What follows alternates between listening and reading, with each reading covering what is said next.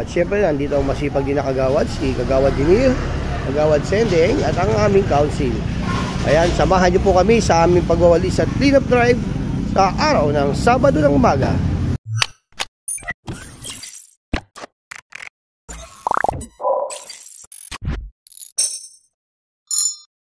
Magandang umaga po sa inyo mga ka-TV. So, welcome po sa ating Sabado ng umaga. Tayo po ay mag-clean up drive. Of course, kasama naman ang aming council ngayon dito sa aming barangay. Muli po, ito ang inyong Kagawad Mark TV. Samahan niyo po ako at samahan niyo po kami sa ating pagwawalis. Oh my God! Wow!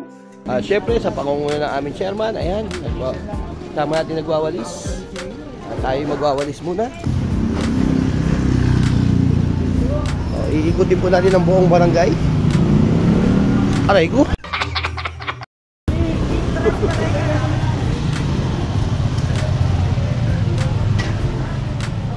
Nadapa pa tayo.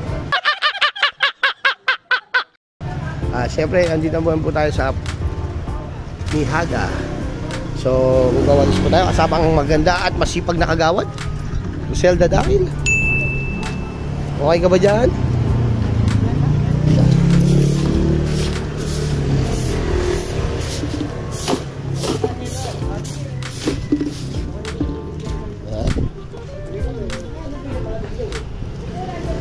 Magandang umaga po. At yan, iwawalisin natin.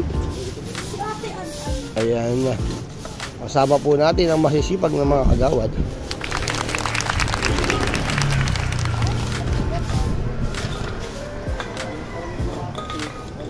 At kailangan po natin panatiling malinis ang ating lugar. Ayan, malinis naman po. At natin naman ang masipag na EXO ng aming barangay. Shout out! Victor, our EXO. Napakasipag.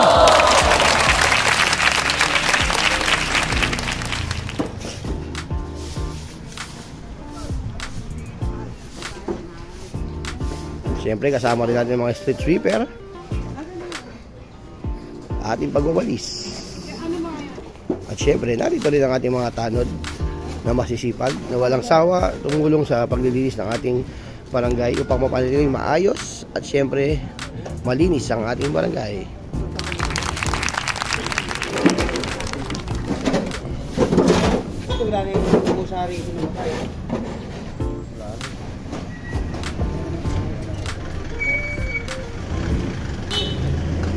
A few moments later. At ngayon naman idadako tayo sa kali ng Pitong Gatang.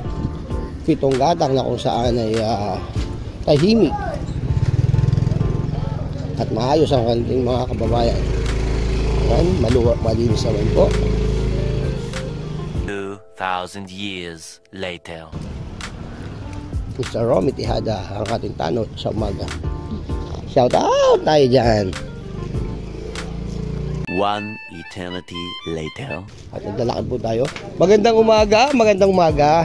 Nay, magandang umaga. Ayan, nakakita niyo yan po. Malinis po ang Pitong Gatang. Dahil sila na mismo yung nagwawalis sa kanilang mga harapan. Siyempre sa pamamagitan ng Kagawad ng Pitong Gatang. Kagawad Dinir, shout out! Oh my God! Wow! At ngayon po, ayan po, so samahan niyo po kami sa ibang lugar ng aming barangay. Muli po, ito po ang inyong Kagawad Mark TV.